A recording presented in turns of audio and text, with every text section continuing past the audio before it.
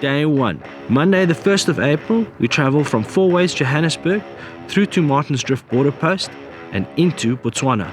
We stopped at Serowe for fuel and supplies to last for the next 4 days and traveled for that day about 606 kilometers. Welcome to another exciting 4x4 Ventures episode, our first 2019 episode, and to be honest with you, what a privilege. This being our first overland trip.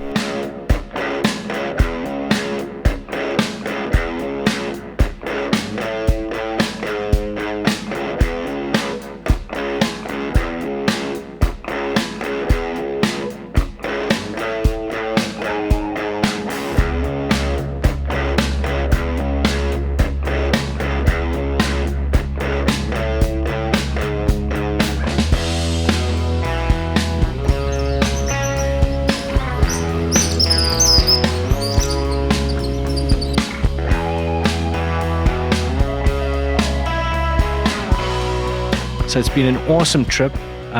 We left South Africa this morning at about 3 o'clock in the morning, and we got here at about, 11:30.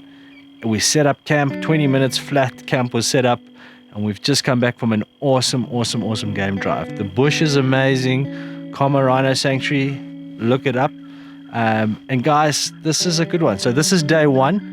Day one, we've had a fantastic time. So guys, just a little bit of information about the Khama Rhino Sanctuary. The overall size of Khama Rhino Sanctuary is about 8,600 hectares of Kalahari sandveld, which is ideal habitat for both black and white rhinos.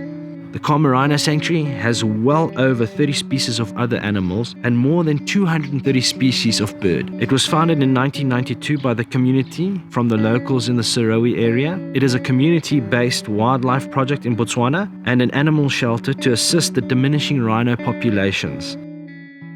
It's also there to restore the historic wildlife populations to what they once were. And then tomorrow we're back on the road, 10 o'clock in the morning, and we make our way to Makgadikgadi Pans. We're going to stop over at Kubu Island, which is going to be fantastic. So yeah, I hope you guys enjoy the visuals. It was a bit of a rush day, so yeah, bear with us, and I look forward to catching up with you guys tomorrow. I think it's going to be insane. Day 2 is Tuesday, and we leave Khama Rhino Sanctuary, drive through Letlakane and push on to Kubu Island. The total distance traveled for that day, about 219 kilometers, with about 52 kilometers of that distance dirt road. So welcome to day 3 of our overland adventure.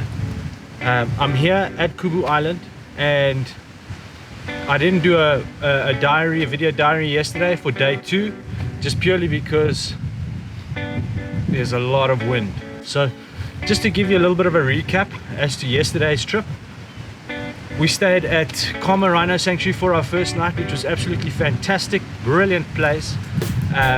We woke up at about 6:30 in the morning, packed up and left Khama Rhino Sanctuary at about 11:30 thereabouts, and headed out for Kubu Island. It took us about 4.5 hours to get from Khama Rhino Sanctuary, a tar road, all the way through up to Letlakane, an easy going drive, no real major issues. We got to the sand, pulled up the vehicle, deflated the tires. We're expecting a bit of sand, maybe, gravel-esque type terrain. It does get a little bit tight on some of the trails to the Makgadikgadi Pans. We stopped off at the viewing deck, an amazing viewing deck, just gives you an overview or initial sighting of the Pans. So guys, just to give you a bit of information on the Makgadikgadi Pans. The Makgadikgadi Pans are salt flats that are found in the central area of Botswana. They are one of the largest salt flats in the world, which speaks volumes. I mean, the Makgadikgadi Pans are huge. They are thought to be the remains of a very large inland lake called Lake Makgadikgadi, and it dried up, they reckon, several thousand years ago. The lake is thought to be about the same size as Switzerland. It's an amazing place, which unfortunately is under threat and damage from both the use of quad bikes and overlanders 4x4s from tourists and visitors to the Makgadikgadi Pans. These drivers don't stick to that unspoken rule of the Makgadikgadi Pans, which is to stay on the only main roads. And what happens is that they drive on the untouched and virgin soil of these salt flats, and as a result could have indirect influences on the migratory flamingos that come and nest, breed and feed on these salt flats. We bulleted through the pans, always sticking to the main path, no veering off, and made it to Kubu Island at about 3:30 in the afternoon, set up camp and just took a little bit of a stroll, a bit of an adventure.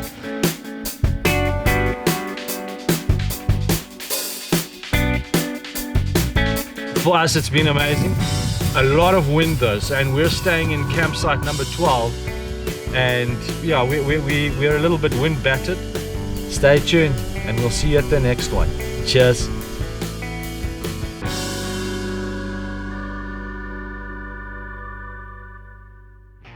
Day 3. It's Wednesday morning and we drive from Kubu Island and plan to get to Planet Baobab. The distance traveled about 95 kilometers and it's all on dirt, soft sand and gravel. It's an easy drive, but allow a good 3.5 to 4.5 hours for this journey.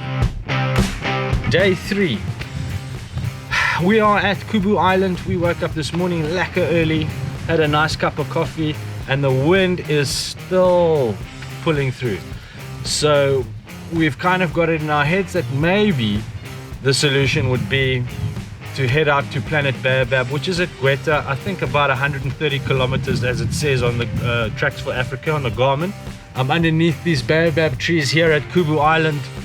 Absolutely amazing. You know, one of the interesting facts about these baobabs are that some of them have been dated to be over 1,000 years old. If you think about that in this strange and very peculiar type terrain, you know, where nothing really should be flourishing, these baobabs seem to be doing very well. They're just really, really great trees, and it's so nice to see that they're all in leaf now, which is amazing.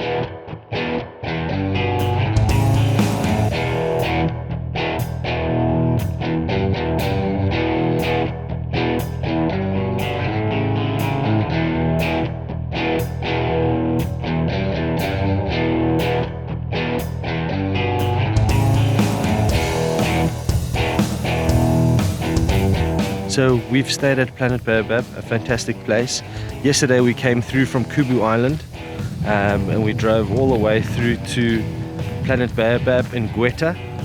And yeah, just a good night. We had a nice braai, and this morning we're just chilling, having a cup of coffee, watching and listening to all the birds and getting ready for the day's events. We're going to head out of Planet Baobab a little bit earlier today, I reckon, just because the trip begins to change. From this point we go to Maun, where we'll do stock ups, we'll check tire pressures, get some fuel, some last minute groceries, some drinks, and push on through to Southgate. Now this is where the trip changes. We go from a really great way to ease into any overland adventure, i.e. Khama Rhino Sanctuary, Kubu Island, and now Planet Baobab. We are now going into the wild, so going into Moremi should be good fun. We're gonna have to keep our wits about us, because there are hyenas and cats and elephants and hippos that walk through campsites, so I've been told. It should be great. We're looking forward to it, and we'll see you out there. So stay tuned. Thanks so much, guys. We hope you're enjoying these episodes. We're having a lot of fun. Stay tuned and we'll see you at the next one. Cheers.